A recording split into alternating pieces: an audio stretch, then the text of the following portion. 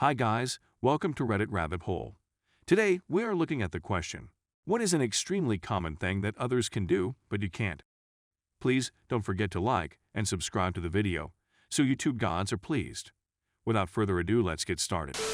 Remember what was said within the past 5 minutes. ADHD isn't easy to deal with. I need to upgrade to 84K. I have a very hard time doing mentally taxing work with other people around. Lots of nights and weekends. This is why I hate having my back to other people when I work. I don't want them seeing my computer screen. I don't want them watching my work. I can't do major writing, especially anything creative, in a shared document when other people are watching. Edit. Apparently, I have friends who share my over-the-shoulder anxiety. Someday, we will all have our desks against the walls, and a solid door to close out the looky-loos. I massively hate the open office plan. Everyone looks at my monitor when they walk by. I can see the reflections perfectly on the plexiglass dividers they set up for COVID. I feel like no one else in my office has the same feelings as me though. Probably because they all have their monitors facing the wall. You actually may have a slightly higher degree of a thing that all people tend to have. If other people are around, especially when interacting with them, the brain puts a higher priority on the people and a lower priority on everything else. It's much harder to focus on the non-people thought stream naturally. Logical thought processes, in particular, get pushed further back than the personal interaction by the brain automatically. This may be some sort of survival instinct. It's not a failing or a flaw, it's being human. It's worth a conversation with an employer if this is a particular problem at work. You are probably not the only one with the issue, although your experience may be greater than others. The exception can happen if the person doing the task does not look at the other person/people at all. It seems that the real distraction is taking in nonverbal cues of facial expression, body language, and perhaps changes in voice tone. Just listening or conversing with someone without looking at them seems less distracting. Based on individual personality types, some people find it harder or not as hard to carry on a conversation while also doing something else that has a logic component. But everyone tends to have this tendency, with perhaps a few exceptions of people who can block out all outside information. Professional interrogators use this tendency to be distracted by other people from a logical thought process as a strategic tool when trying to get information from a reluctant subject. There are situations when a non-related conversation or an audiobook or podcast can actually help focus on an unrelated task. This is usually a situation where the worker is not looking at the person talking, not taking in nonverbal cues from face and body language. Edit. Thanks for the awards and upvotes. Adding something that is also posted in answer to a question lower down. Overall issue is cognitive load. The amount of focus and concentration we have at any given time is finite. It is like a pie, and there is only so much to go around. Each thing claiming attention gets a slice of pie. That leaves less pie for the thing we may prefer to give the largest slice. Some focus we control, but some distractions are governed more by the instinctive brain, which has decided that tracking what other humans do and say is critical to our ability to thrive in the group. So, one of the largest distractions we can have is other people. This is a common sales tactic and is even featured in How to Win Friends and Influence People. It basically states that people love to hear their own name, so use it often. This is likely true, but so many salespeople use this tactic to the point where we subconsciously start to hate it the more it is practiced on us. This is my humble opinion anyway. I think it could still potentially work by saying it a few times in an extended conversation, but not in the first 30 seconds of meeting them, whether for sales or memorization. Yep, same here. I dread people saying, "Aren't you going to introduce us?" No, actually, I may have known these people for years and could tell you all sorts of things about them, but to remember their names, I'll need to go check my phone. It has freaked me out when some people are really good with names though. I spoke to a guy once while out celebrating my birthday years ago. Bumped into him a few times since in the same bar, but not really spoken. Over 2 years later, he is being interviewed for a job at my place, would be my manager in fact, and they invite all the candidates to lunch with the team to see how they fit. Straight away he recognizes me, remembers my name and starts asking me about stuff I'd mentioned on my birthday. Bumped into him again recently. He still remembered my name. Haven't got a clue what his is, and can't really ask now. I work medical field. Reps in my field for different medical companies I envy greatly as their jobs are basically to socialize. They show up to take you out to lunch/dinner, paid for by the company, and basically ask what they can do/order for you. They're not salesmen giving corny pitches, since we are pros and we know the products for the most part already. Their job is to take you out and make you feel important. Basically, they travel around and socialize on the company's dime. But the key is making them us feel special. So those reps can meet someone once, and then 5 years later, "Hey ye, Jerry, how's Susan and the 3 little kids doing?" I can't remember names/faces for shit, so I would suck at that job. My old company owner knew every single employee in his company. There were well over 500 of us. He would always send birthday, sympathy, congrats on the wedding/baby/graduation/etc. cards and stuff, and when he saw you, he'd with interest asked about what was going on in your life. He saw me literally 2 or 3 times a year, but would always ask about my family, how daughter's doing in, enter correct grade, and if husband likes his new job, and if we got to go camping that year, and if my brother had any new interesting bike projects. My brother who we remembered from our company picnics, and he somehow remembers he works as a bicycle mechanic. Dude remembers everything like that about all his employees. And he genuinely cares! Nicest man in the world for more reasons than I can go into here. I cried when he retired and I miss that dude. I wish him true happiness. Wear earbuds. And here I thought my ears were just deformed or something. I see people walking around, doing activities. Heck, my teens do chores with them in. All the bending, jostling, turning of the head, and they stay in their ears. I can't move or they'll fall out. Hell, they'll fall out in a few minutes, even without moving. I've tried several different kinds over the years, have concluded my ears are just not normal, and gave up on the earbud lifestyle. Keep a hobby. Everyone I know has at least one hobby, if not multiple. Sometimes a lifelong passion. Meanwhile, I can't stick to one for more than 2 weeks. Edit, since a lot of people commented this. Might be ADHD, might not be ADHD. Runs in the family and some stuff deaf. If it's never been checked, I just roll with it. Same here. I have a hard time keeping hobbies. I'll get right into them to start and have a good time doing it for a couple of weeks or months, then my interest wanes or just dies. It's very frustrating. Recognize faces with ease. Bro, look into prosopagnosia. It explained so many difficulties I had growing up. I realized something was wrong when a random person walked up to me in school and started talking to me, and I didn't realize it was my best friend of 6 years. It turns out this whole time, I had been recognizing them based on their backpack, and today they had been using a different one. Bro, look into prosopagnosia. It explained so many difficulties I had growing up. I realized something was wrong when a random person walked up to me in school and started talking to me, and I didn't realize it was my best friend of 6 years. It turns out this whole time, I had been recognizing them based on their backpack, and today they had been using a different one. When I was a kid at Disney World, a woman tried to hold my hand and have me follow her. She was black and I'm white. When she looked down at me confused as to why her kid was pulling away, she saw my face and had the most humiliated look I've ever seen. She then sheepishly walked over to her son, who was a couple feet away, and they both speed walked away. I feel like I should have hugged her. I totally believe you. I've been married for about the same time, and just a few years ago, I almost did the same thing in the supermarket. My actual wife showed up just in time to avoid embarrassment. Once, in a store, some strangers started speaking to me out of the blue. I cut the conversation short and got away from the crazy man. Later I found out he was my cousin I had dinner with the night before. I use voices. My wife caught on when we'd walk past a movie poster, and she'd say, "Harrison Ford is in this one," and I'd be scanning the written part to see which one she's talking about. But we'd watch cartoons and I'd say, "Oh, neat, that's LeVar Burton," and she'd look at me like I was crazy. I'm bad enough at faces that I don't recognize friends and family routinely, let alone actors. This made me super confused going somewhere once where a friend put on a wig en route without me seeing. I also recently was watching one of the more recent Frosty the Snowman movies and recognized that one of the voice actors and that also voiced the announcer of a computer game that I played in the 90s. This was apparently weird. And it was Tom Kenny in Star Warped from 1997. I feel like I should go anon for this, but I have trouble recognizing my own kids sometimes.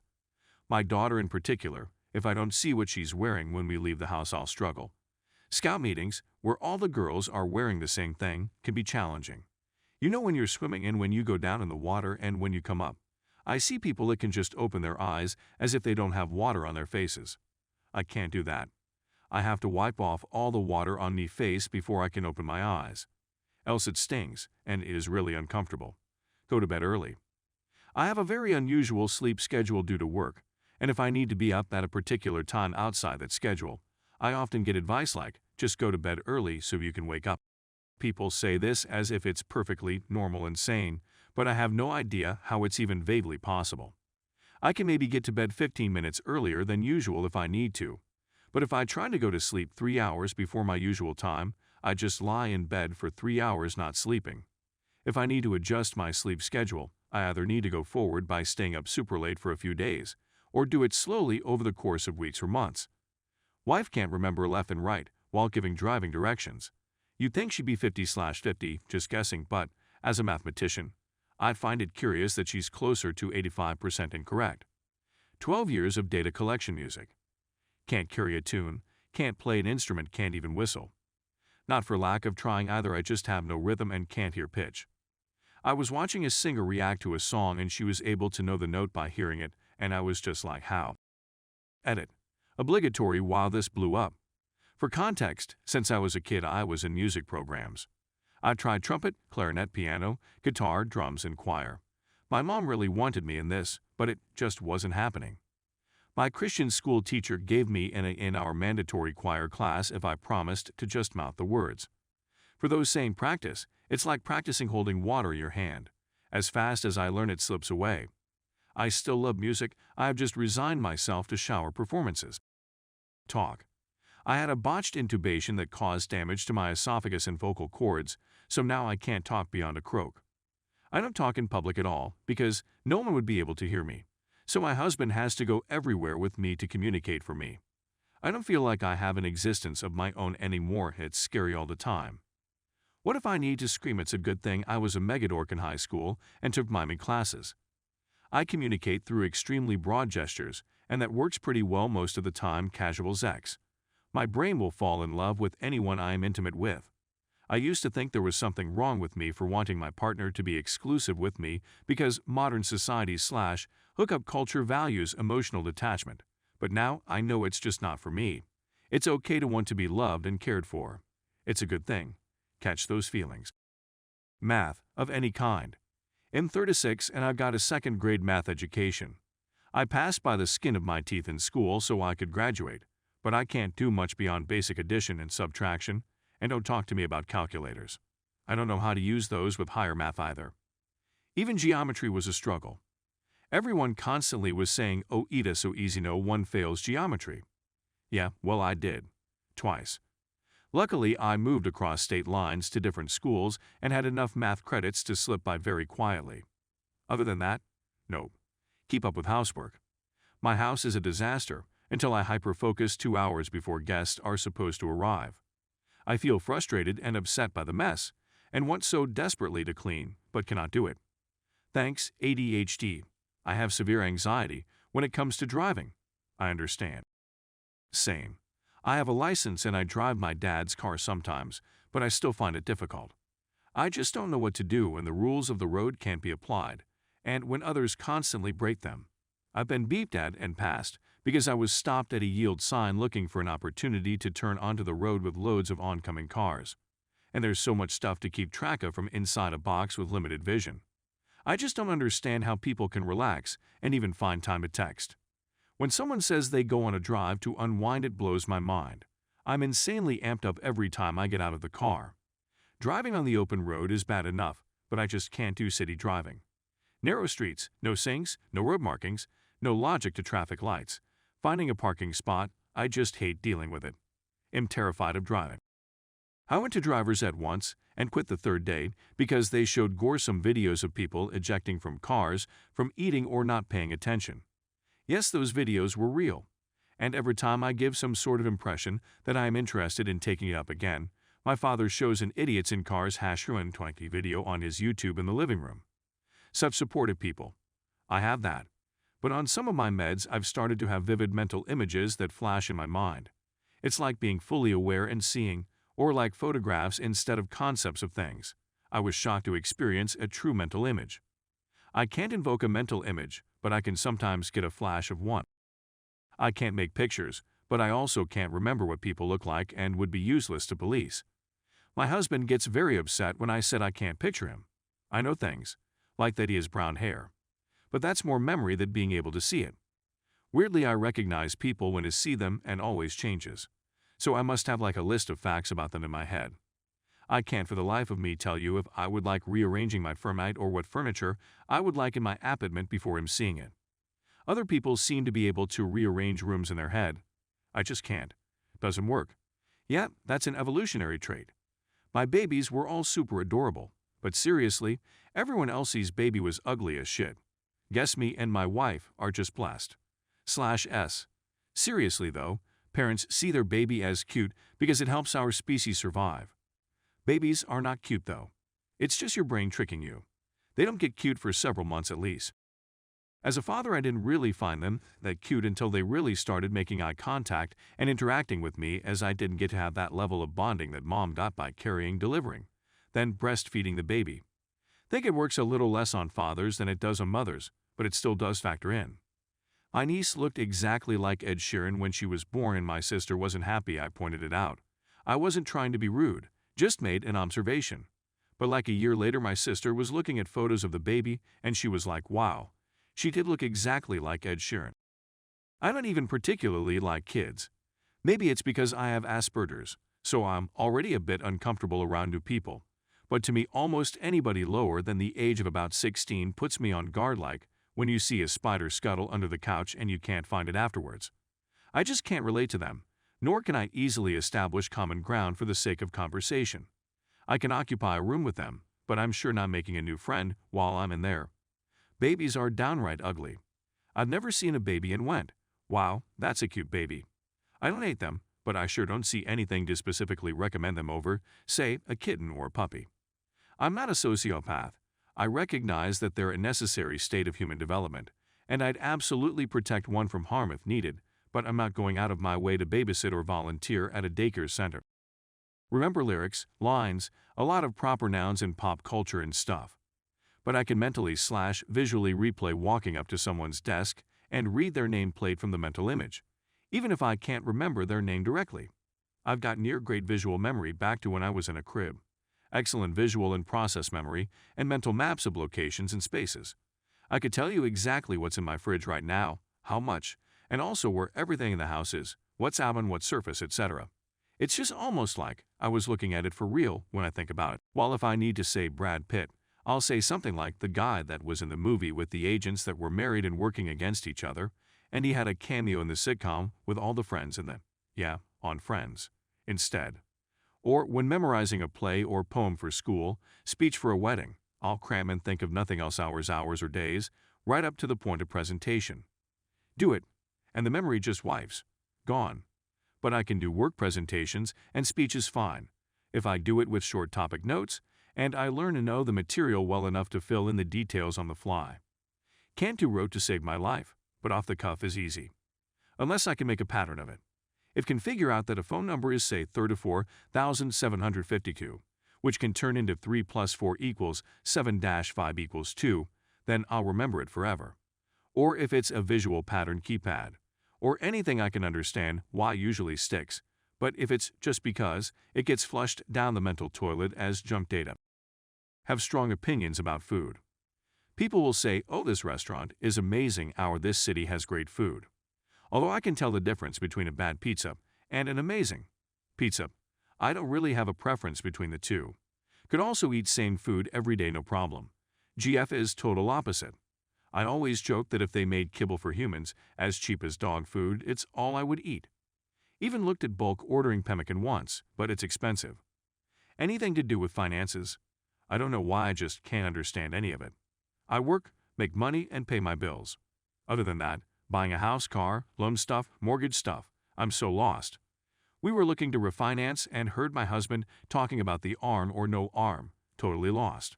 It bothers me, but don't know where to begin. Calm the hell down. Went to a therapist for a few months, and she just gives me thought diaries to help me find triggers, and then she vanished. Like I don't know if she ghosted me or way. Edit, I overreacted a bit but only had half the story at the time. Before she left, she said she would possibly lose contact with me because she is moving to China. We are both located in Asia. Not that wild of a move. I said, sure, I guess. Months pass and I go to the center that referred her and they said, oh, okay. Yeah, we'll just send her a quick email. And that's when I saw this post. I was kinda spinning because it sounds like she is still in regular contact with them, but she doesn't respond to emails like, are we able to continue sessions? I still don't know what's up, but the center has said they will find someone else. Maybe she got over the Great Firewall, maybe not. I only knew half of that yesterday though and was pretty miffed. Thank you everyone for watching. Please like and subscribe to make YouTube gods happy. See you guys in another video.